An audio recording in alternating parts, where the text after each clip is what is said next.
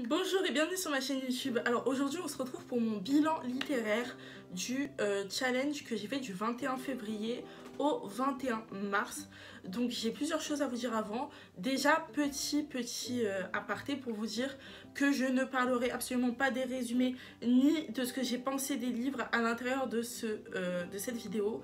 Je vais juste vous dire quel livre a rempli quelle catégorie parce que je compte faire un update lecture à la fin du mois et j'ai pas envie de spoiler l'update lecture. Donc du coup voilà, c'était tout pour le premier aparté. Mais le deuxième, c'est aussi que j'ai un lien de parrainage Amazon pour tous les livres.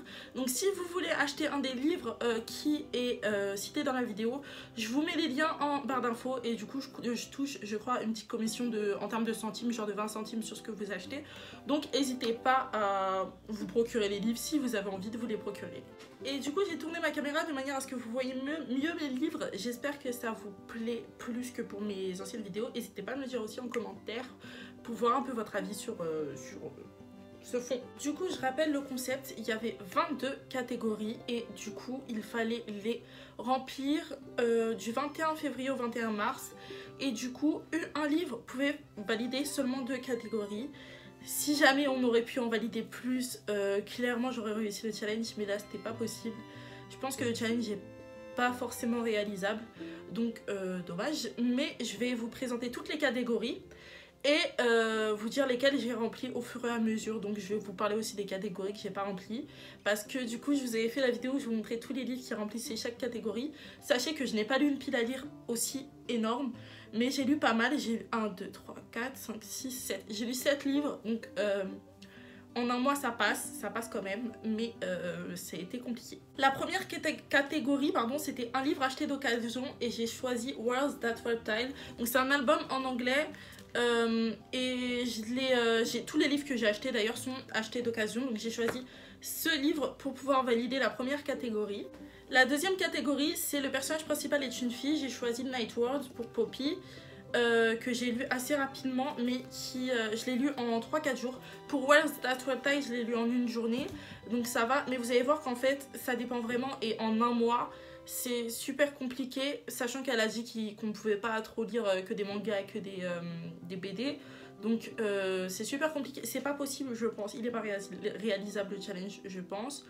Il y a trop de catégories pour un temps assez court au final. Donc je suis quand même fière de moi. La troisième catégorie, c'était le livre fait partie d'une trilogie et j'aurais clairement pu placer Irrésistible Alchimie, mais je l'ai choisi. J'ai choisi de le mettre dans d'autres catégories qui remplissaient un peu mieux, qui étaient un peu plus difficiles à remplir. Du coup, je n'ai pas de livre pour cette catégorie, qui était assez simple au final parce que j'ai plein de trilogies dans ma bibliothèque, mais j'ai pas eu le temps de lire. Du coup, la quatrième catégorie, c'était le livre contient un triangle amoureux. Et là, j'ai choisi de mettre Irrésistible Alchimie pour Colin et Alex. Du coup, je préfère Colin en termes de prononciation. Et Alex, qui était assez sur les côtes de Brittany. Donc du coup, c'est un triangle amoureux pour moi. Et du coup, il valide avec perfection la catégorie. La cinquième catégorie, c'était l'histoire se déroule en France et j'ai choisi Une princesse à Versailles. Je pense que vous pouvez tout à fait reproduire chez vous le challenge. Vous donnez un mois et vous essayez de le remplir, puis vous me dites, si jamais vous le faites, vous me dites si vous avez réussi à le remplir. Personnellement, franchement, c'est que vous êtes un boss. Clairement, vous êtes un boss. Parce que vous avez le droit qu'à un seul livre pour 2 catégories. Et enfin, 2 catégories pour un livre, c'est plus français dans ce sens-là. Mais clairement, 22 catégories. C'est lire 11 livres. C'est faisable, mais à mon avis, c'est compliqué en un mois. La 6e catégorie, c'était l'auteur est américain ou américaine. Et tous mes livres remplissaient, quasiment tous remplissaient la catégorie, mais pareil, j'ai pas eu le temps. 7e catégorie, le livre fait moins de 600 pages. J'ai choisi Éternel, que j'ai lu, pareil, je l'ai lu assez vite. Je l'ai lu en 4-5 jours, je pense. Mais j'aurais pu le lire un peu plus rapidement, il est assez court, mais j'ai pas été très hypée. Mais vous le verrez dans l'update lecture, je vous dirai tout.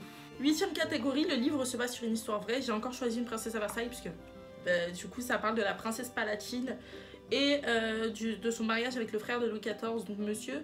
Et ça se passe en France. Et du coup, c'est c'est une histoire vraie. La princesse Palatine a existé, donc du coup je pense que ça peut valider la catégorie. La 9e catégorie, c'est la couverture est violette et j'ai choisi Princesse Sarah, le tome 1, du coup qui est pour une mine de diamants. Voilà, et je l'ai acheté d'occasion, vous le voyez ici aussi, avec je l'ai acheté à 5 €. Ici aussi, vous voyez. Et je l'ai lu en une journée, pareil. Mais je m'étais dit qu'il fallait absolument pas que je lise que que des BD assez courtes. De manière, au début, quand j'ai commencé, j'avais vraiment 0 BD. Je l'ai acheté pendant le challenge, cette BD. J'avais vraiment 0 BD. J'allais dire, je suis pas fan, mais en fait, si, c'est juste que j'ai jamais eu l'occasion de trouver des BD qui sont à mon goût. Et Princesse Sarah est à mon goût. J'ai vraiment beaucoup aimé cette BD. Pareil, je vous en reparlerai avec les différences par rapport à la série, enfin au dessin animé et tout. Je vous en parlerai très bientôt. Je pense que je vais vous tourner la vidéo bientôt.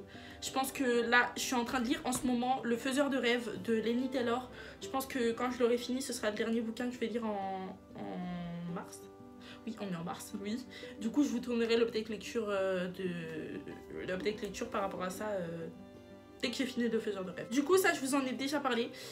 C'est l'Assassin Royal, le tome 2, qui a validé la 10e catégorie, qui est un des personnages est votre book boyfriend. Du coup, Fitz, je l'aime d'amour. Donc, du coup, ça a validé la catégorie. Je vous en ai déjà parlé. Vous savez que j'ai adoré, que c'est un coup de cœur, que l'Assassin Royal, c'est incroyable. Je pense que ma prochaine lecture, je vous le dis tout de suite, ça va être Tu comprendras quand tu seras plus grande, de Virginie Grimaldi. Puis j'enchaînerai sur l'Assassin Royal 3 pour finir cette pavasse.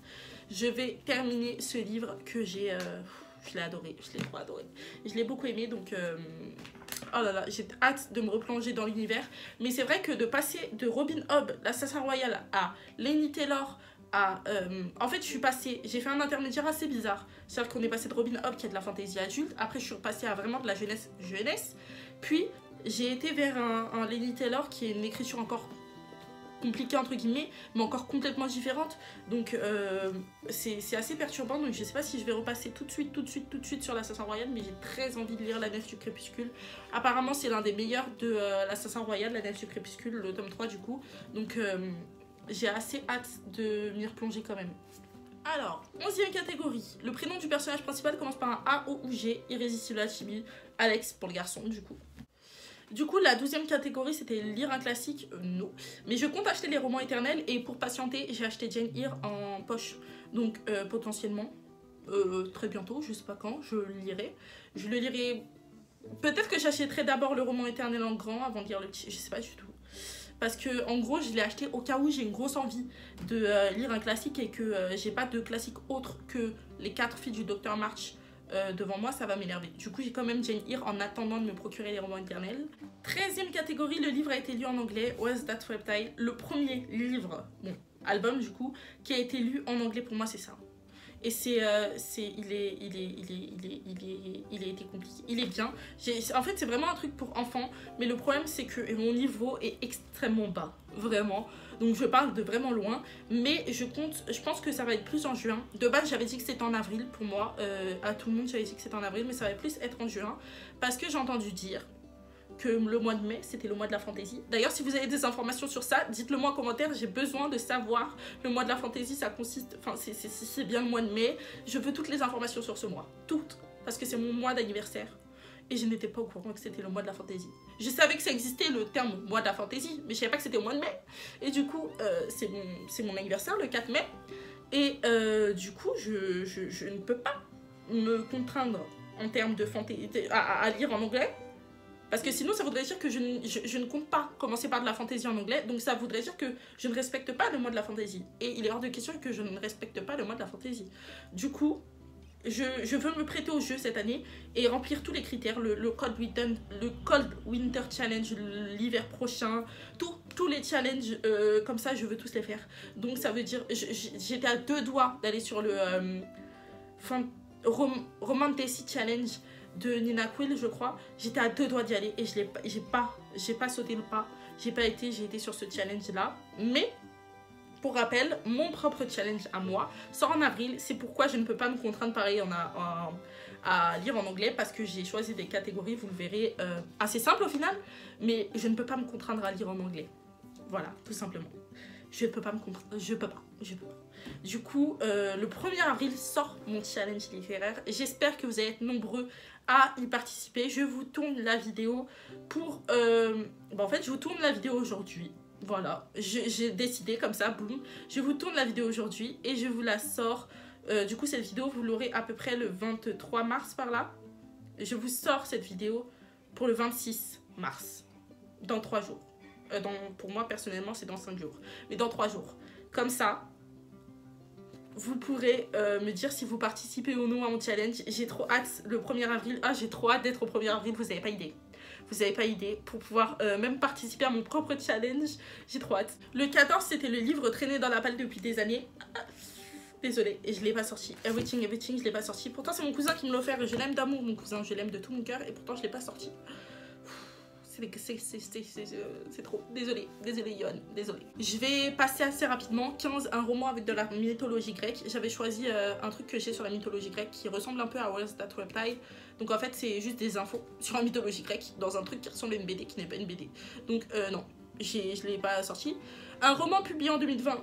Pareil, je n'ai pas de roman. Enfin, j'en ai, mais je l'ai pas sorti, j'ai fait le temps. Une BD Princesse Sarah. Donc je vous le remontre juste pour vous montrer aussi l'intérieur. Je vous ai pas montré l'intérieur, je profite pour vous montrer l'intérieur. Voilà, quelques petites pages comme ça. Voilà, profitez un peu, profitez. Voilà, profitez parce que vraiment, franchement, il est plutôt beau. Je sais pas si vous voyez bien, mais je le trouve assez beau. Donc il fait que 47 pages pour un prix, même pour 5 €, 47 pages ça me paraît beaucoup. Donc ça me paraît peu. Donc c'est assez mitigé sur le prix du livre, hein. Je crois qu'il fait 13 € de base. Après c'est une belle BD, donc bon, pour remercier un peu les illustrateurs. Voilà. Un roman fantastique, Night World, donc je vous le remontre pas, parce que du coup j'ai plus rien à vous montrer dessus. Une découverte d'auteur. J'ai découvert plein d'auteurs, mais encore j'ai pas eu le temps de remplir cette catégorie. Ensuite on a roman écrit par une femme, j'ai choisi Éternel qui est écrit par Alison Noël de mémoire. Roman où un personnage a un animal de compagnie, j'ai choisi Robin Hobb, l'assassin royal, le tome 2, because il a plein d'animaux de compagnie, lui, un loup, un cheval, il a plein d'animaux de compagnie. Et une relecture, je n'ai pas eu le temps de valider toutes les autres catégories, donc j'allais pas me halter sur une relecture alors que les autres catégories n'étaient pas validées, donc je ne m'y suis pas mise, je suis désolée.